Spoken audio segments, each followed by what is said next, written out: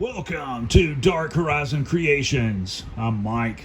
This time we're taking a look at the Transformers Rise of the Beast Studio Series Cheetor action figure by Hasbro. Now, if you hadn't already, please follow, like, and subscribe to my social media accounts on Facebook, Instagram, and YouTube. Don't forget to hit that bell icon so you get a notification of when I post new content. Alright, so here we have the Transformers Rise of the Beast Studio Series Cheetor. So, taking a look at the packaging, you can see the Transformers banner in the right, Generations logo on the upper right, Takara Tomy logo as well, Transformers Rise of the Beast logo on the upper left. Really cool artwork of Cheetor. And you'll notice this is part of Hasbro's plastic-free packaging with an open window display box. I don't care for this type of packaging because the toy has the potential to be damaged when it's being unpacked and placed on the shelf or picked up and played with by some grown retarded child. On the side of the packaging, you've got some more artwork of Cheetor. On the back, you've got your obligatory product shots and 24 steps to transformation. Okay, so here we have the Transformers Rise of the Beast Studio Series Cheetor outside of the packaging. Now, my initial impression of this action figure is that it is the best of the Maximals released thus far in the Studio Series assortment. I do like this action figure. The accessories, the articulation, the attention to detail, the design of the figure, the paint apps, all of it come together to make a really cool Transformer. One aspect of this figure that I do not like are the claws on his hand, and I'll bring that in closer so you can see that. This is part of the transformation process. And you can see they just kind of sit there a little loose and they can be popped off. This is just a friction tab. There's no metal pin there. So if you want to remove them, the only thing is if you do that, you're going to see the round O-ring that's molded into his hand for these to snap onto. But this is also part of his robot mode where the claws are supposed to extend out of the top of his hands. And that's why it's designed that way. And bringing him in closer, you can see the head sculpt, really nicely done. A lot of great paint apps. I like the gunmetal, that contrast against the brown. Minimalistic, no backpack. His tail does extend up from this butt plate. Beyond that, there's nothing there. So just really cool. As far as articulation, his head is on a ball joint, full range of motion, forward and lateral movement at the shoulder, and he does have bicep rotation. You can see the joint here. Extend his arm out. You got elbow swivel, single jointed elbow, wrist swivel, and if you extend his tail down, lift the butt plate up, you've got waist swivel there, forward and lateral movement at the thigh, and lower leg rotation there at the knee. His toe will pivot and his foot is on a swivel there, swivel left and right.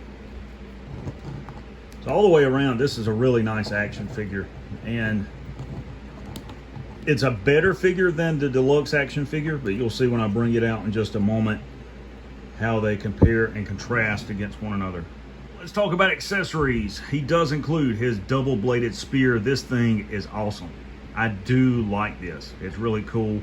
I wish the deluxe version had included this as a weapon. All the way around, it's just really nice. Nice metallic paint apps in the orange yellowish color, as well as the gunmetal for the blades. It's got a very unique design to it. It looks very ancient, very tribal looking appearance. It does have these two tabs here, and you can separate it into individual weapons that he can hold in both hands. One is shorter than the other, and the blades are designed differently, as you can see. If you turn him around, he's got two ports on his back, and they can plug in to these ports using the tabs like so. And it's very streamlined. You can see that there. Doesn't take up a lot of space. It just makes him look all the more awesome. Now, for those curious about the height of the action figure, Cheetor stands approximately 6 3/8 of an inches tall. For comparison, I want to bring out the Deluxe Cheetor from the Target exclusive Jungle Mission 3-pack. You guys can see that I have fully customized this figure and done a light repaint on it. I've painted in all the details on the figure. He looks really awesome. I do like both of these figures. There are things that I like about each of them. You can see that they are completely different designs, completely different scales. The takeaway is, if you want a screen accurate action figure that is realistic, the Studio Series Cheetor is for you. The Deluxe action figure has a lot of cool features about it, including the fact that on the alt mode head of the cheetah, you have the maximal symbol emblazoned on that. I really like that. I think that's cool. I don't think it looks out of place having the alt mode head where it is on his chest as part of the transformation process. It just has a very tribal appearance to it, if I can use that word, like it's a mask for him to put on. And repainting the head sculpt just brings out a lot of detail on that figure. Okay, to transform Cheetor, first and foremost, we want to raise his arms up and get those out of the way. Turn him around. We want to extend this butt plate up, extend his tail out, and get that out of the way. Next thing you want to do is come down here and untab that shin plate and lift it up. You can see it's on a double jointed hinge. And do both sides the exact same way, like that. Then you want to take his lower leg and rotate it like this. You want to flip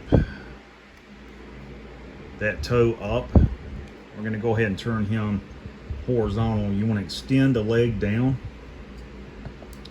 And this shin plate has a tab. It's going to go into that port right there. So you're going to bring it up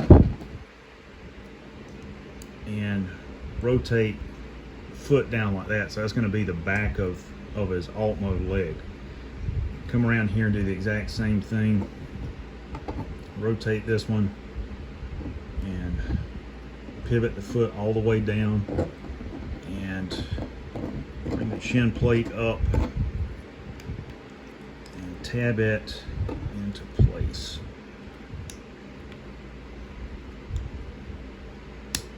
Like that until it clicks. Now you want to drop the hips down, and there's a peg right here that's going to go into a port right here. Put that there. That's the back of the alt mode done. Next thing you want to do is lift up the back plate, extend the alt mode head out, extend that neck piece down, pop the chest panel down, rock his head back, push it in, drop this down. Then you've got these ports here that's going to go in that tab on the side of his neck. You're going to bring down, tab that into place. And you've got these side panels. You're going to do like that. Come around here to this side, rotate it, turn his arm and rotate his paw, and position his claws and feet how you want them. There you go. All right, so now that we've transformed Cheetor, let's take a look at him in his alt mode up close. He looks really cool. You guys can see the color scheme there, green eyes. I do like that. The molded in teeth. His mouth will close if you want it to. The head will rotate and pivot. And it's just a really cool action figure. A lot of articulation in his legs to position him however you wish. Display him and play with him. Molded in detail on his side. In alt mode, he looks much better than the deluxe version and the Jungle Mission 3-pack. Because on that figure, his robot mode arms are exposed underneath him as his torso. If you haven't seen my review, go back and watch the review a bit.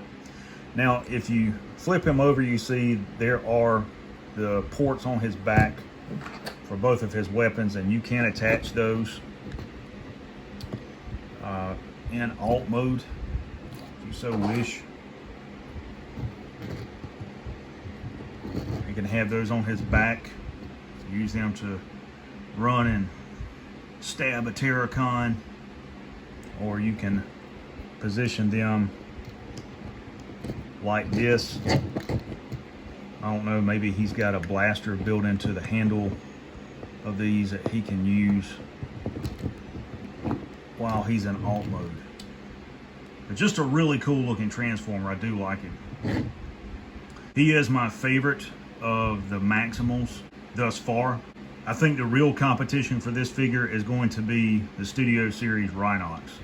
Overall, this is an awesome action figure. It's one of the best Transformers that I have seen in years. If you don't have this guy in your collection, you need to pick him up while you can. There you have the Transformers Rise of the Beast Studio Series Cheetor by Hasbro.